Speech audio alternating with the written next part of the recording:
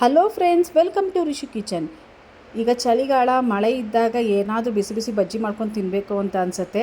ಹಾಗೆ ನಾವು ಬಜ್ಜಿ ತರಕಾರಿ ಥ್ರೂ ನಾವು ತಿಂತಾಯಿದ್ರೆ ಏನೋ ಒಂದು ಸ್ಯಾಟಿಸ್ಫ್ಯಾಕ್ಷನ್ನು, ಹೆಲ್ತಿ ಫುಡ್ ತಿಂತಾ ಇದ್ದೀವಿ ಅಂತೇಳಿ, ಮತ್ತು ಮಕ್ಳಿಗೂ ವೆಜಿಟೇಬಲ್ ಇಂಟೇಕ್ ಮಾಡ್ತಾ ಇದ್ದಾರೆ ಅಂತೇಳಿ ಒಂದು ಖುಷಿ ಇರುತ್ತೆ. ಬಜ್ಜಿ ಥ್ರೂ ಕೊಟ್ಟರೆ ಅವರು ತರಕಾರಿ ಸಮೇತ ತಿಂತಾರೆ ಅವರು.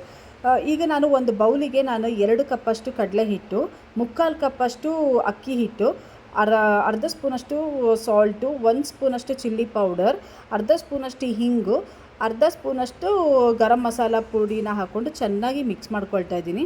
ಇದಕ್ಕೆ ಎಷ್ಟು ನೀರು ಬೇಕೋ ಅಷ್ಟು ನೀರು ಹಾಕಿ ನಾವು ಬ್ಯಾಟರ್ ರೆಡಿ ಮಾಡ್ಕೊಳ್ಬೇಕು. ಬ್ಯಾಟರ್ ತೀರಾ ತೆಳ್ಳಗೂ ಇರಬಾರ್ದು ಫ್ರೆಂಡ್ಸ್, ಅದು ಮೀಡಿಯಮ್ ಕನ್ಸಿಸ್ಟೆನ್ಸಿ ಅಂದರೆ ತಿಕ್ಕಾಗಿರಬೇಕು. ಯಾವತ್ತಿದ್ರೂ ಬಜ್ಜಿಗೆ ಅದು ತಿಕ್ ಬ್ಯಾಟರ್ ಇದ್ರೇ ಅದು ಕೋಟಿಂಗ್ ಚೆನ್ನಾಗಿ ಬರುತ್ತೆ, ತೆಳ್ಳಗಿದ್ದರೆ ಅದು ಟೇಸ್ಟ್ ಚೆನ್ನಾಗಿ ಬರಲ್ಲ. ಈಗ ನೋಡಿ, ನಾನು ಇದು ಹೀರೆಕಾಯಿ ಸಿಪ್ಪೆ ಎಲ್ಲ ತೆಗೆದು ನೀಟಾಗಿ ಉದ್ದಕ್ಕೆ ನಾನು ಕಟ್ ಮಾಡಿ ಇಟ್ಟಿದ್ದೀನಿ.